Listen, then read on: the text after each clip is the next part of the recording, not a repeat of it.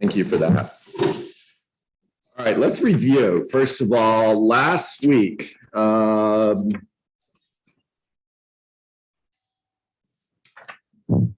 give me a moment, guys.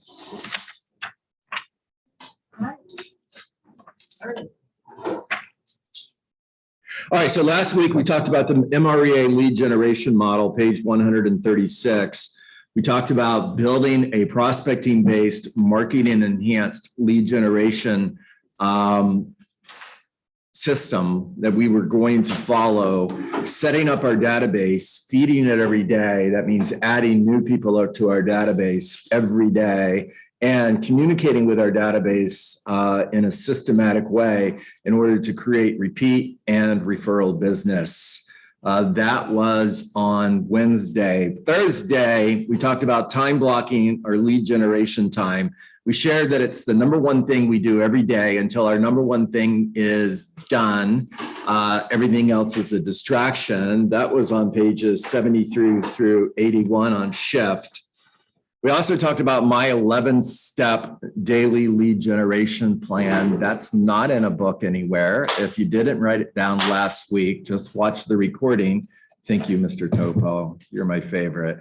I can get rid of that nasty McDonald's coffee since you delivered my cafe con leche. No sugar. No sugar. That's the way I like it. Oh, cafe con leche, sin azúcar? Sin, whatever that means. Thank you. Without sugar. Okay. There we go. So if you're wanting to know what that 11-step lead generation plan is, watch the video on YouTube. And then we also talked about moving from having success to creating success, page 57 of Shift. Now, today, we're going to talk about MOFR. Oh, okay. Making offers for immediate response. And page 58 of Shift.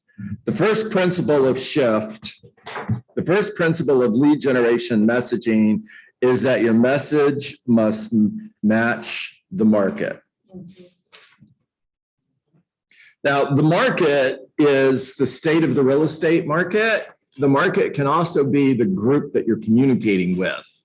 So one of the things we shared yesterday is a group could be anyone who is between age blank and blank. Now, I'm not saying ages intentionally, guys, because I'm not going to offend anybody here, but they're in that age group where the next move, more than likely, is to an assisted living facility. Now, by the way, for anybody that has a myth around assisted living facilities, let me tell you, my mom lived in an assisted living facility the last 10 years of her life. It's not a nursing home, guys. It's like living on a cruise ship. I mean, these people are pampered. Are you kidding me? When I would visit her, I was like, how do I move in here? I want to live here.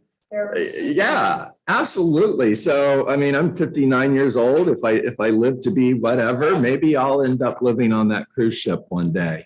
So people between age and age, whatever that number is. That's a market. We're going to market to that group because one of the services that we can provide them is assistance in making that sale from the last home they're in to the assisted living facility. That's a market, and there's a message to that market. Now,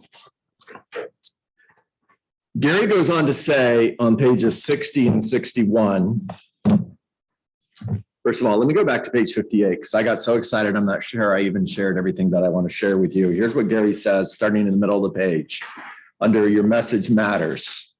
It's how you cause motivation to show up and reveal itself. When we say your message must match your market, we're talking about two markets. The target market of buyers and sellers you communicate to, and the market conditions of the market area in the market area in which you operate. All right, going over to page 60. The second principle, I'm starting at the top of the page, 3 lines down. The second principle of lead generation messaging is your message must make an offer to get a response.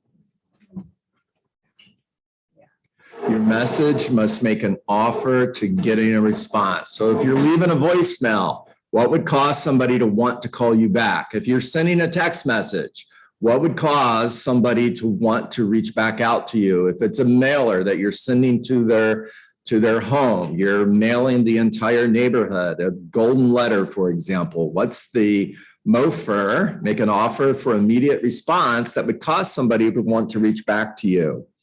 When you create messages for buyers or sellers, you must determine what kind of offers you will make based on what kind of responses you want.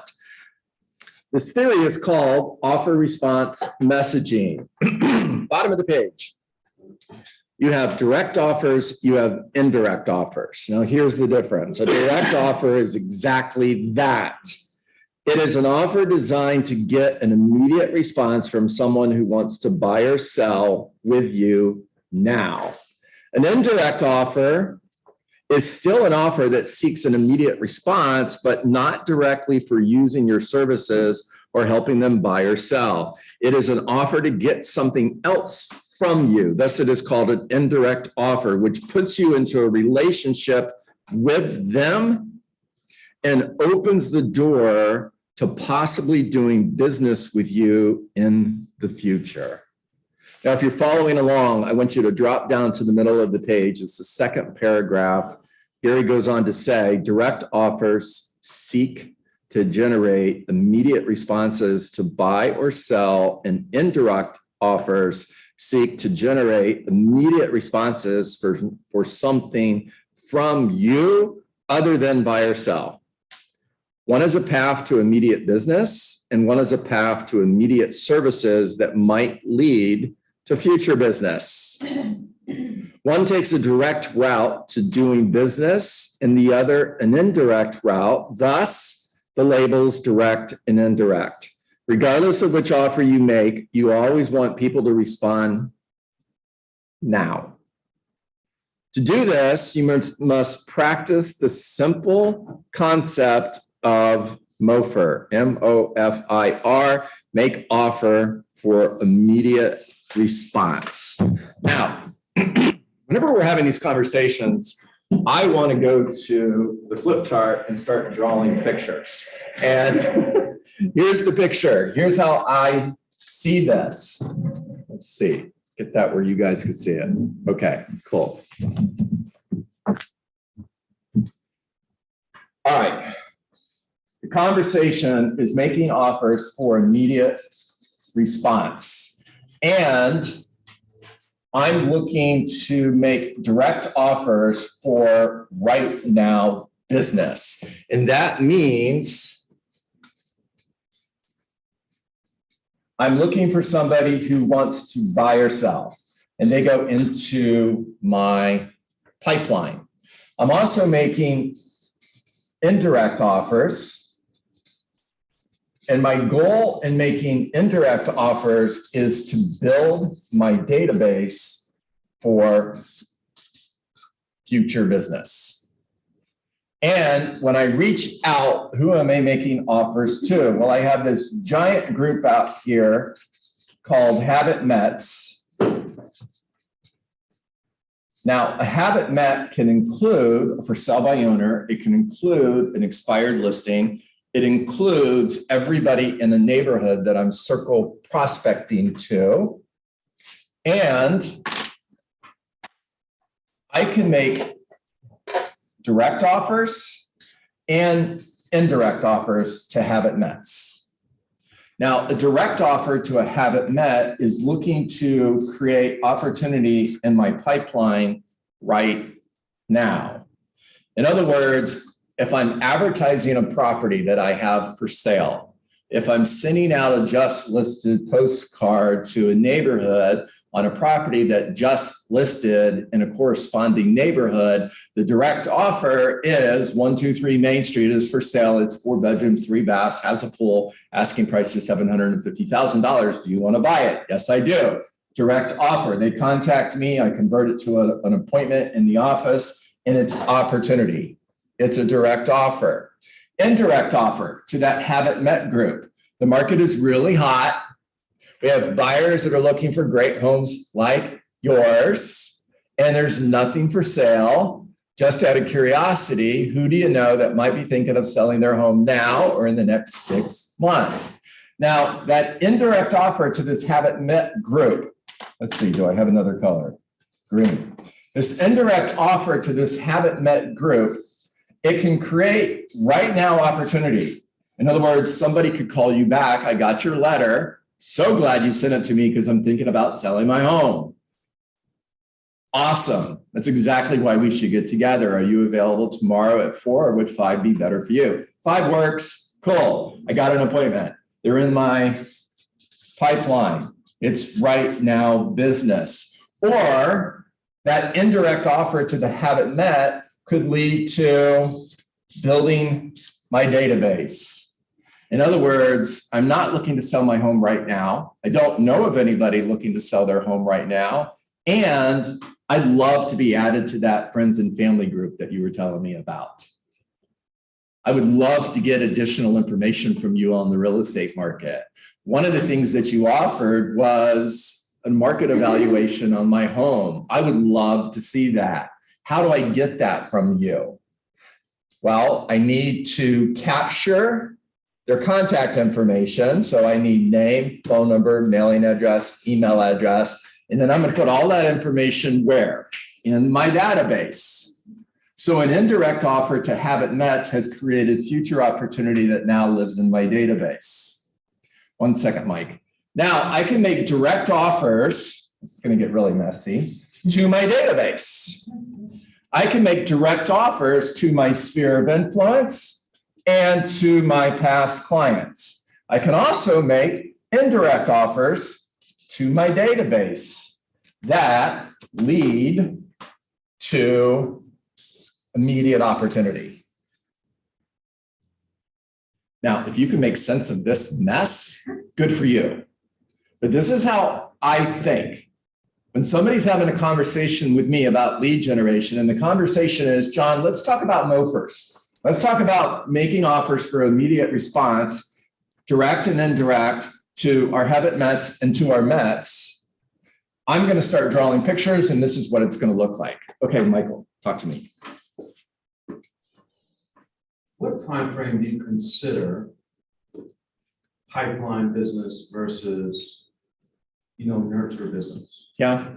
If I meet with you and we're going to go over an updated market analysis on your property and you're thinking about selling your home, your pipeline business. Right. If you are more than a year out, then you're in my database. And what if you haven't met with them, but their time frame is, let's say, 3 to 6 months? They're in my database. Right. They don't go in my pipeline until we meet face to face. You don't live in my pipeline until I've met with you. Okay. That way I have validity and credibility when I say I have 100 people in my pipeline that I'm currently in follow-up with. That's 100 people that I've met with. Yeah. That's a real number. Right. Now, if you'll just put anybody in here, Yeah. you don't have a real number. You kind of have a made up number. Yeah, I agree. All right. If you're on Zoom, raise your hand. If you have a question, if you have an aha, talk to me. I know this was massively either really easy and you got it, or it's a little bit confusing and you have questions. Can you just talk to us again about what a direct message sounds like versus an indirect message? Yeah, the direct message is I have a guaranteed listing program. The way this works is if you hire me to sell your home and I don't sell your home in 30 days, I'll buy it for up to 90% of the asking price. Are you interested in selling your home? Direct. I have a property currently for sale. Here's the asking price. Are you looking to buy a home? Direct. Calling an expired listing. I noticed your listing came off the market. I specialize in selling homes that should have, but didn't, like yours. Are you still interested in selling your home? Direct.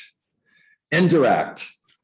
The golden letter is an indirect marketing piece. The market is really hot. We have buyers who are looking for great homes like yours. And there's nothing for sale. Who do you know that might be thinking of selling their home in the next 6 months? Indirect. Probably the most common example of an indirect offer and most overused is if you're interested in a market analysis on your property, click here. There's millions of those. Find a way to be a little bit more creative if you're going to do that. Circle prospecting indirect. Circle prospecting is 100% indirect. Yeah. Who do you know that might be thinking of selling their home now or in the next 6 months? 100% indirect. Pretty much 90% of my lead generation that I did as a real estate agent was indirect. When I called for sell by owner, John scheduled 2 listing appointments with expired listings. I have a ton of respect for that and a ton of respect for John, but that wasn't my thing. My thing was, I noticed your listing came off the market. Just curious, are you still interested in selling your home? If I were able to bring you an offer tomorrow, Juanita, just hypothetically, if I had an offer on your home tomorrow, would you want me to bring you the offer? Yes. Cool. That's exactly why we should get together. You see, I can't bring you an offer unless I see your home. And I'd love to pop by for 10 or 15 minutes, take a look at your home so that potentially I could bring you an offer. Are you available tomorrow at 5 or would 4 be better for you? Indirect, right? Now, my strategy is I'm working like a farmer. I'm planting seeds. When you work a farm, after you plant seeds, you water and fertilize. Watering and fertilizing is the follow-up. I'm calling. Hey, it's John Dietz, just checking in. How are things going? Do you have any questions? Every time I make that call, I'm watering and fertilizing the crop. Now, I'm working like a farmer, but I'm thinking like a hunter, which means the moment I see opportunity, I go from being a farmer to a hunter. Monica would tell you it's blood in the water. And she would say, when there's blood in the water, don't get in John's way because he's pretty fierce. In other words, there's somebody who wants to list their home, get out of the way. Here I come, right? It's kind of like when you're playing football and the other team fumbles the ball. The defense doesn't stand around and say, well, whose turn is it to recover the fumble? Because I got the last one. You know, Clarissa, you get this one. You know, no, you get the damn ball.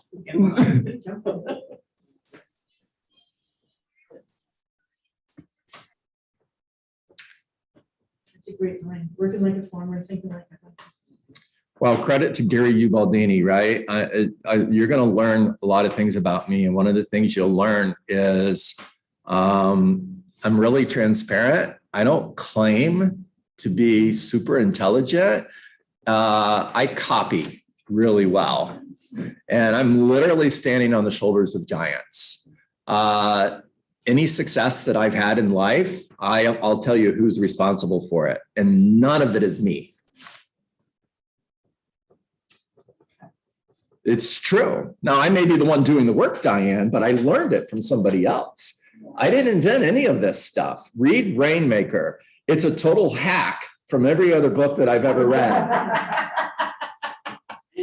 No, It's I true. understand that, but it is you that did the work. Look, it's a hack from your first book, first of all, that you just put it on steroids. Don't tell anybody. That's supposed to be a secret. That's supposed to be a secret. You're not supposed Hey, to know John. that. Hi, Lance. Oh, Lance, I'm I'm laughing at you, but you know what? Call it what you want, but it's the best parts of every book you've ever read. okay. Fair enough. The next book. Yeah, fair enough. Okay, I'll take that. Yeah. All right, I hope you guys got value today.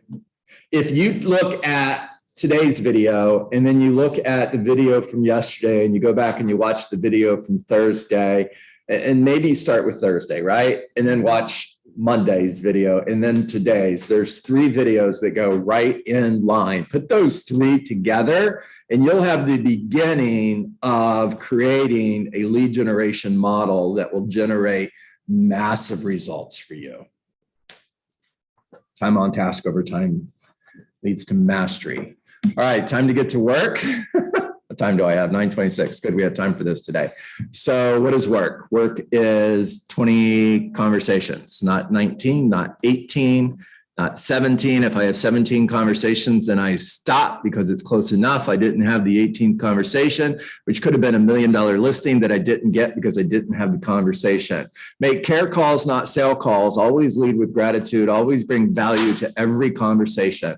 Focus on building a relationship, getting an appointment, adding somebody new to your database, and getting a referral. Find somebody today that is thinking of selling their home, whether it's 30 days from now, 60 days from now, or a year from now, doesn't matter, because you're looking for opportunity, period, not just opportunity right now. Meet with somebody today that's thinking of selling their home, and then follow up forever, because you reject rejection, because no is not a word that lives in your vocabulary.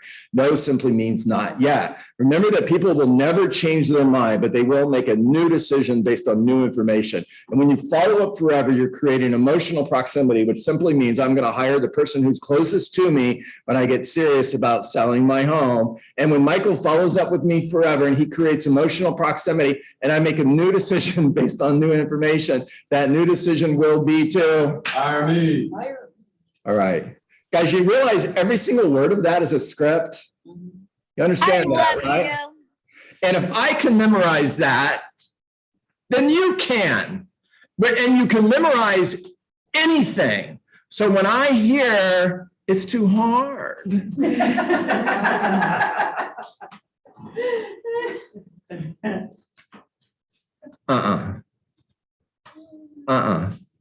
You know, I'm reading this book. Thank you, Tara. That was very nice of you. I love you too, by the way. I'm reading this book called The Innovation Stack. Read it. And the author is this guy that created those little white boxes that are used to run your credit card on somebody's iPhone. And it's interesting because he asked a question in the book that I've asked you guys many, many times. And the question was, what could you do if you had to? If success was the only option, what could you do? And sometimes the reason we fail, and when I say fail, I don't mean falling down. Falling down is temporary. Failing is choosing to live down there for the rest of your life. The reason we fail sometimes is because there's not a big enough reason to succeed. What could you do if you had to? John, your name just popped up in front of me. I'll use you as an example. Your camera's not on, but I'd love to see your face when I say this. I know that you came to me recently and you said, I'm all in, real estate is full time. Is that a true story, John? Yes. Last Tuesday was my first day. Okay, so then the follow-up question, John, is you have a family, right? I do. Yeah, and you love and care about your family, correct? More than anything. More than anything. Then this real estate thing for you is not something you're taking lightly. You have to be successful at this, don't you? I have a choice. Madeline. Come here, baby. You guys want to see my why? You want to see? Yeah, you're gonna make me cry, but go ahead. Let's see. This is one half of my why. Say hi, Madeline. Hi, sweetie. You are absolutely beautiful. John, here's what I know about you.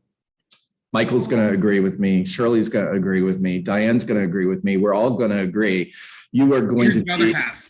I got the other half right here. Oh my God, how beautiful. He's your twin, man. He's your twin. I love this. I love this. You know, I'm looking in a mirror because your story is my story.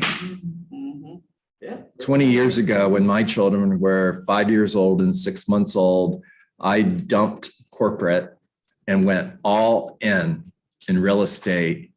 And I had no choice but be successful. No choice. And I built a pretty successful real estate business. And sometimes people ask me, how did you do it? And I tell them, you're asking the wrong question. The right question would be, why did you do it? That would be the right question, not how did you do it? It's what did you think? What was your thought process in doing what you did? And John, I know because I know you are on a journey with a destination that is assured. Massive success is your future. From your lips to God's ears, man. Mhm. That's the, you know. He's that's standing, the plan. he's standing at the finish line, dude. He's standing right there, looking at you,